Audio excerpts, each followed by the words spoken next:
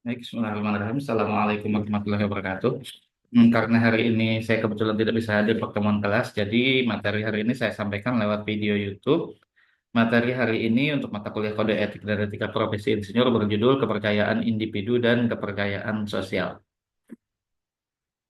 Pertama, kita bicara mengapa insinyur harus menghargai dan mengasah keterampilan interpersonal mereka. Nah, ini termasuk tadi itu yang kita sebut sebagai keterampilan individu. Nah, jadi keterampilan individu penting karena insinyur memainkan peran penting dalam masyarakat. Insinyur menggunakan model matematika dan ilmiah yang dipadukan dengan pemikiran inovatif untuk memecahkan masalah dan menciptakan desain baru yang bermanfaat bagi umat manusia.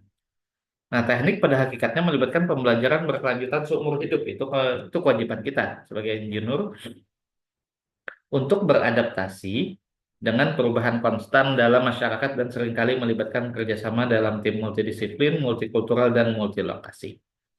Oleh karena itu, maka selain memiliki keterampilan teknis yang tangguh, penting bagi insinyur muda untuk memahami nilai dan mengembangkan keterampilan interpersonal atau keterampilan pribadi yang kuat. Nah, itu alasannya kenapa kita harus punya keterampilan pribadi. Ya.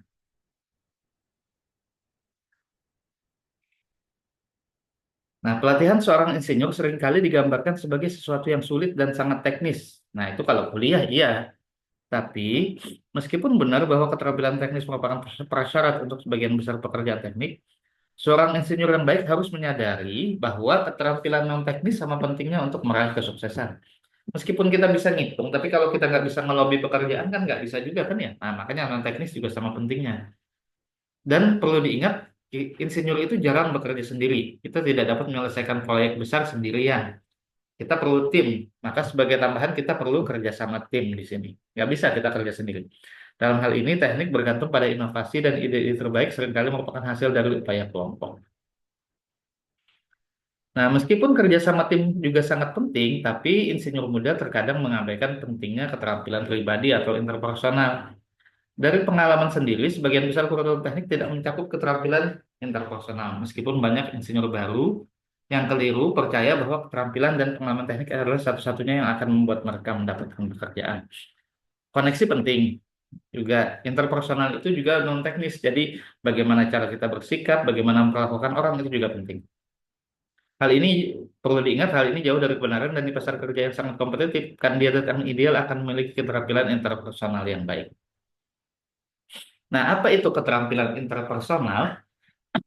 Keterampilan interpersonal atau keterampilan pribadi sama pentingnya dengan keterampilan teknis di tempat kerja. Faktanya, keterampilan interpersonal adalah salah satu kriteria utama yang digunakan oleh pemberi kerja untuk mengevaluasi kandidat potensial. Keterampilan interpersonal sering didefinisikan sebagai ekspresi umum untuk beberapa keterampilan lunak, termasuk mendengarkan secara aktif, wawasan sosial, dan mampu menangani umpan balik, sorry. Keterampilan tersebut juga dianggap sebagai keterampilan kerja kecerdasan emosional dan terkait dengan cara Anda berkomunikasi dan berinteraksi dengan orang lain.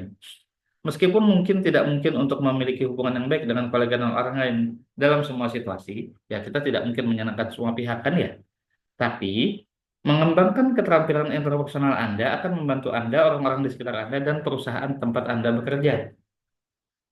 Karena teknik melibatkan pemecahan masalah dan mitigasi risiko, keterampilan komunikasi penting mempelajari cara mengkomunikasikan hal ini, serta bagaimana mengkomunikasikan risiko dan solusi yang diusulkan. Ini penting. Jadi kalau kita meskipun kita pintar, tapi kalau nggak bisa ngomong atau kita ngomongnya nggak enak, orang nggak akan mendengarkan. Nah, itu perlu kita ingat di situ.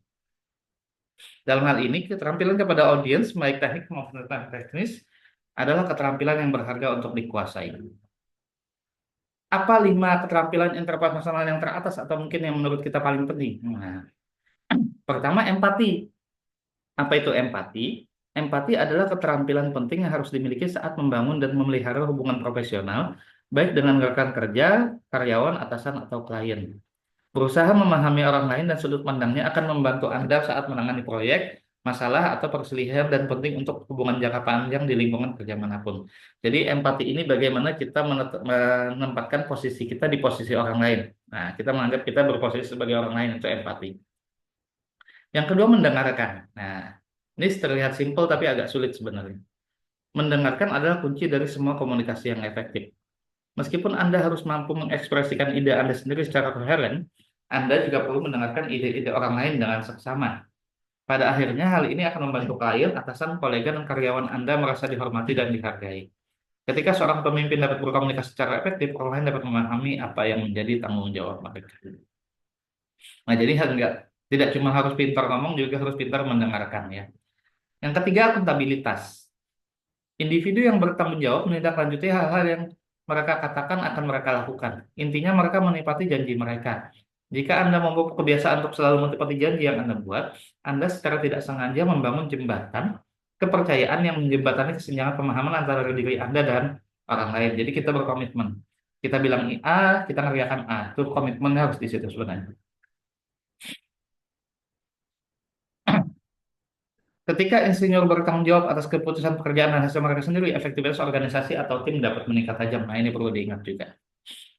Kemudian positif, bersifat positif di tempat kerja adalah keterampilan interpersonal lain yang memiliki kemampuan untuk mempengaruhi moral seluruh tim. Seorang insinyur yang baik terus-menerus membangkitkan emosi positif kepada orang lain dan membantu membangun kapasitas tim mereka untuk berhasil dalam pekerjaan mereka. Nah, ini penting bersikap positif. Jadi harus positive thinking katanya. Ya, Anda tahu lah itu. Pengusaha ingin mempekerjakan karyawan yang membuat kantor menjadi tempat yang lebih cerah. Mereka menginginkan orang-orang yang sikap ramah, bersahabat, dan positif. Ini tidak berarti Anda harus menjadi orang yang paling sosial dalam organisasi, tapi Anda harus bersedia mengembangkan semacam hubungan positif dengan kolega Anda.